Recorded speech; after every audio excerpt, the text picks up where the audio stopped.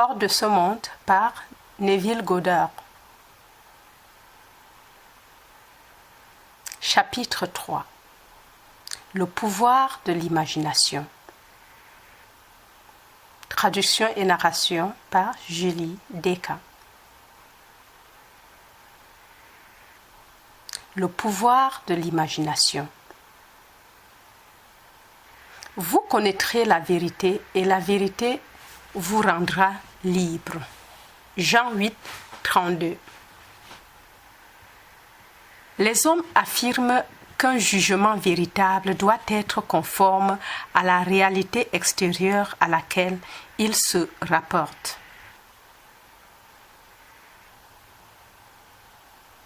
Les hommes affirment qu'un jugement véritable doit être conforme à la réalité extérieure à laquelle il se rapporte. Cela signifie que si pendant mon emprisonnement, je me dis que je suis libre et que je réussis à croire que je le suis, il est vrai que je crois en ma liberté. Mais il ne s'ensuit pas que je sois libre car je peux être victime d'une illusion.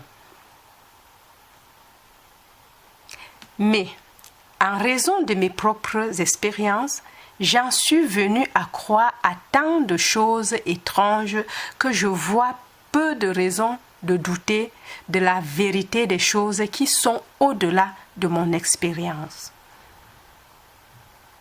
Les anciens maîtres nous ont mis en garde de ne pas juger d'après les apparences, car, disait-il, la vérité n'a pas besoin de se conformer à la réalité extérieure à laquelle elle se rapporte. Il prétendait que nous portions un faux témoignage si nous imaginions le mal contre un autre. Que peu importe à quel point notre croyance semble réelle, à quel point elle est vraiment conforme à la réalité extérieure à laquelle elle se rapporte, si elle ne libère pas celui dont nous avons la croyance, elle est fausse et donc un faux jugement. Nous sommes appelés à nier l'évidence de nos sens et à imaginer comme vrai de notre voisin ce qui le rend libre. Vous connaîtrez la vérité et la vérité vous rendra libre. Pour connaître la vérité de notre prochain, nous devons supposer qu'il est déjà ce qu'il désire être. Tout concept que nous avons d'un autre qui ne correspond pas à son désir satisfait ne le rendra pas libre et ne peut donc pas être la vérité. Au lieu d'apprendre mon métier dans des écoles où la participation à des cours et à des séminaires est considérée comme un substitut aux connaissances acquises par moi-même, ma scolarité a été consacrée presque exclusivement au pouvoir de l'imagination. Je suis restée pendant des heures à m'imaginer autre chose que ce que ma raison et mes sens me dictaient, jusqu'à ce que les états imaginés soient vifs comme la réalité, si vifs que les passants ne sont devenus qu'une partie de mon imagination et ont agi comme je l'aurais voulu. Par le pouvoir de l'imagination, ma fantaisie guidait la leur et leur dictait leur comportement et le discours qu'ils tenaient ensemble alors que j'étais identifié à mon état imaginé.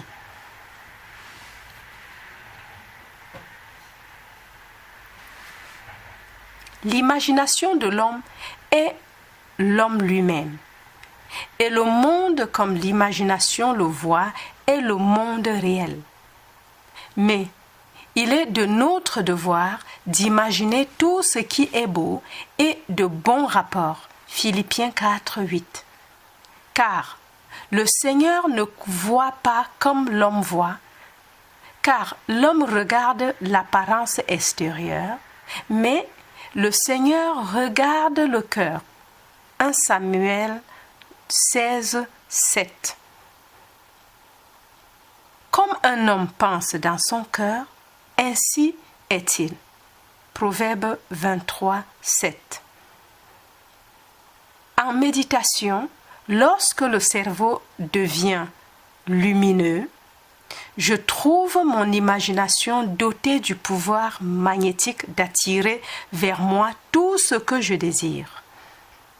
Le désir est le pouvoir que l'imagination utilise pour façonner la vie autour de moi comme je la façonne en moi-même. Wow! Encore.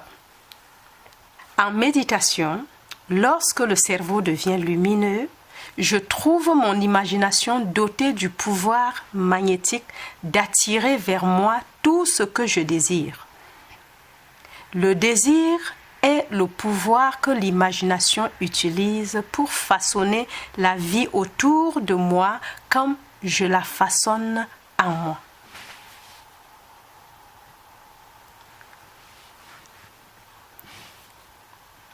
Je désire d'abord voir une certaine personne ou une certaine scène.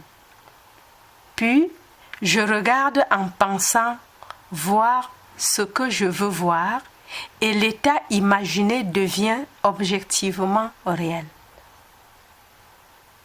Je désire entendre, puis j'écoute comme si j'entendais et la voix imaginaire dit ce que je dicte comme si elle avait initié le message. Je pourrais te donner de nombreux exemples pour prouver mes arguments, pour prouver que ces états imaginés deviennent effectivement des réalités physiques. Mais je sais que mes exemples éveilleront chez tous ceux qui n'ont pas rencontré de semblables ou qui ne sont pas enclins à mes arguments, une incrédulité des plus naturelles. Néanmoins, l'expérience m'a convaincu de la véracité de l'affirmation suivante. Il appelle les choses qui ne sont pas comme si elles étaient. Romains 4, 17. Car j'ai, dans une instance méditation, appelé des choses qui n'étaient pas vues comme si elles l'étaient, et l'invisible est non seulement devenu visible, mais il a fini par devenir des réalités physiques. Car j'ai, dans une intense méditation, appelé des choses qui n'étaient pas vues comme si elles l'étaient, et l'invisible est non seulement devenu visible, mais il a fini par devenir des réalités physiques. Grâce à cette méthode, en désirant d'abord et en imaginant ensuite que nous faisons l'expérience de ce que nous désirons vivre, nous pouvons modeler l'avenir en harmonie avec notre désir. Mais suivons le conseil du prophète et ne pensons qu'au beau et bon, car l'imagination nous attend aussi indifféremment et aussi rapidement lorsque notre nature est mauvaise que lorsqu'elle est bonne. De nous jaillissent le bien et le mal. J'ai mis devant toi aujourd'hui la vie et le bien, et la mort et le mal. Deutéronome 30, 15. Le désir et l'imagination sont la baguette magique de la fable et ils s'attirent leur propre affinité. Ils se manifestent le lieu lorsque l'esprit est dans un état semblable au sommeil. Le désir et l'imagination sont la baguette magique de la fable et ils s'attirent leur propre affinité. Ils se manifestent le mieux lorsque l'esprit est dans un état semblable au sommeil. J'ai écrit avec un certain soin et détail la méthode que j'utilise pour entrer dans le monde tridimensionnel, dans le monde dimensionnellement plus vaste, mais je vais donner une autre formule pour ouvrir la porte du monde plus vaste. J'ai écrit avec un certain soin et détail la méthode que j'utilise pour entrer dans le monde dimensionnellement plus vaste. Mais je vais donner une autre formule pour ouvrir la porte du monde plus vaste. Dans un rêve, dans une vision de la nuit, quand un sommeil profond s'abat sur les hommes, dans un sommeil sur le lit, alors il ouvre les oreilles des hommes et scelle leur instruction. Job 33, 15 et 16. Dans le rêve, nous sommes généralement le serviteur de notre vision plutôt que son maître. Mais le fantasme interne du rêve peut être transformé en une réalité externe. Dans le rêve comme dans la méditation, nous glissons de ce monde dans un monde dimensionnellement plus grand. Et je sais que les formes dans le rêve ne sont pas des images plates en 2 dimensions comme le croient les psychologues modernes. Ce sont des réalités substantielles du monde dimensionnellement plus vaste et je peux m'en emparer. J'ai découvert que si je me surprends à rêver, je peux m'emparer de n'importe quelle forme inanimée ou fixe du rêve. Une chaise, une table, un escalier, un arbre et commander de me réveiller tout en m'accrochant fermement à l'objet du rêve. Je suis tirée à travers moi-même avec la sensation distincte de me réveiller du rêve. Je m'éveille dans une autre sphère en tenant l'objet de mon rêve, pour découvrir que je ne suis plus le serviteur de ma vision, mais son maître, car je suis pleinement conscient et je contrôle les mouvements de mon attention. C'est dans cet état de pleine conscience, lorsque nous contrôlons la direction de la pensée, que nous appelons les choses qui ne sont pas vues comme si elles l'étaient. Dans cet état, nous appelons les choses en souhaitant et en supposant que le sentiment de notre souhait est réalisé.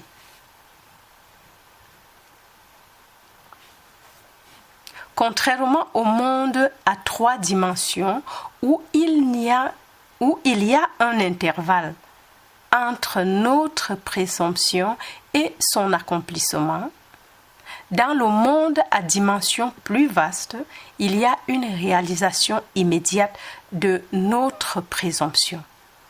La réalité extérieure reflète instantanément notre supposition. Ici, il n'est pas nécessaire d'attendre 4 mois avant la récolte, voir Jean 4, 35. Nous regardons à nouveau comme si nous avions vu et voilà que les champs sont déjà blancs pour la récolte. Je reprends.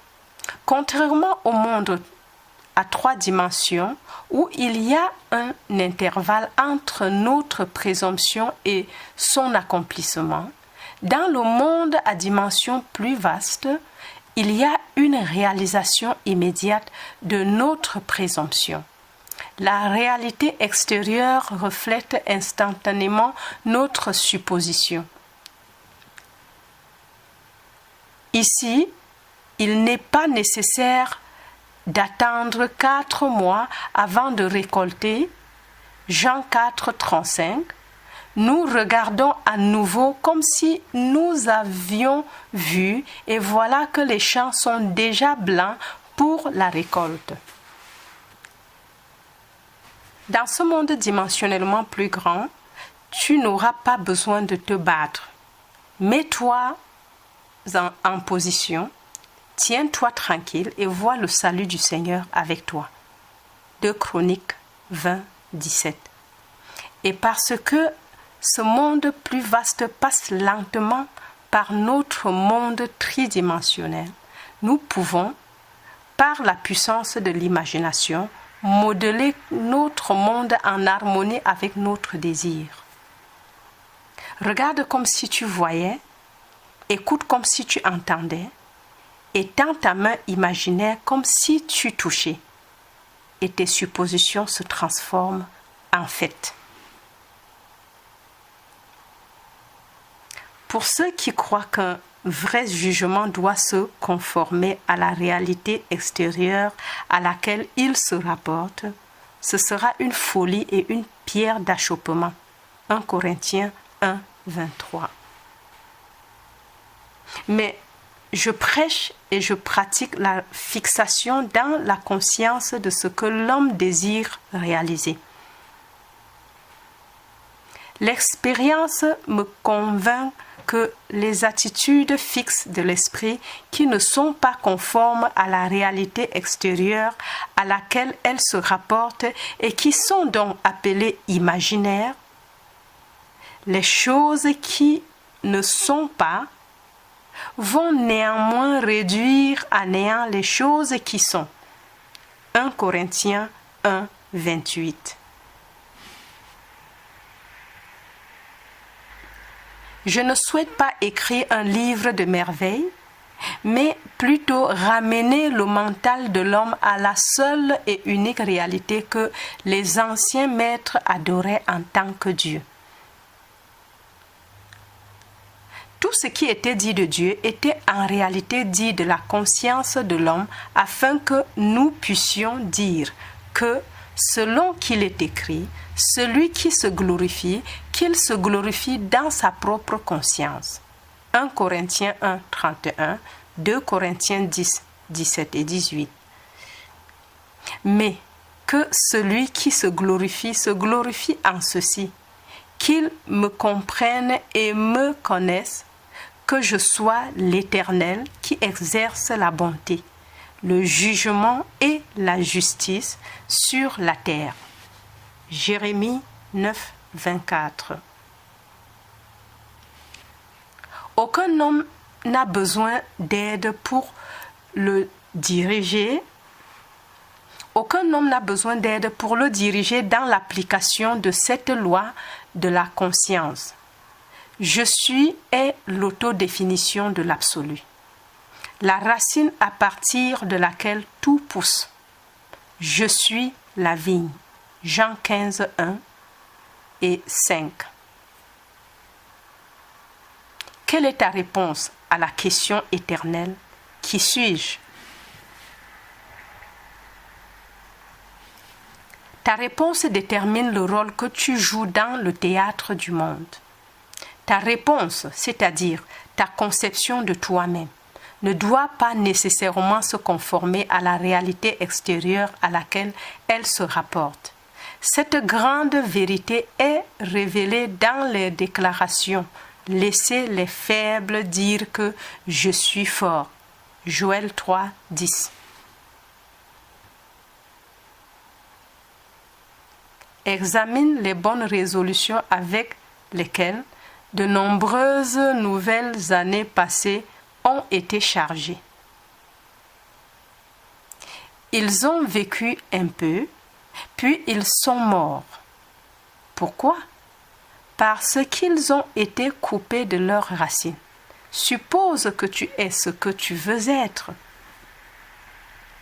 Fais l'expérience en imagination de ce que tu vivrais dans la chair si tu étais déjà ce que tu veux être. Reste fidèle à ta présomption de sorte que tu te définisses comme ce que tu as présumé. Les choses n'ont pas de vie si elles sont coupées de leurs racines. Et notre conscience, notre je suis, est la racine de tout ce qui jaillit dans notre monde. Waouh! Si tu ne crois pas que je suis lui, tu mourras dans tes péchés. Jean 8, 24. C'est-à-dire que si je ne crois pas que je suis déjà ce que je désire être, alors je reste tel que je suis et je meurs dans mon concept actuel de moi. Il n'y a pas de pouvoir en dehors de la conscience de l'homme pour ressusciter et rendre vivant ce que l'homme désire expérimenter. Cet homme qui est habitué à appeler à volonté les images qui lui plaisent sera en vertu de la puissance de son imagination, maître de son destin. Je suis la résurrection et la vie. Celui qui place sa confiance en moi, même s'il meurt, vivra encore. Jean 11, 25. Tu connaîtras la vérité et la vérité fera de toi un homme libre.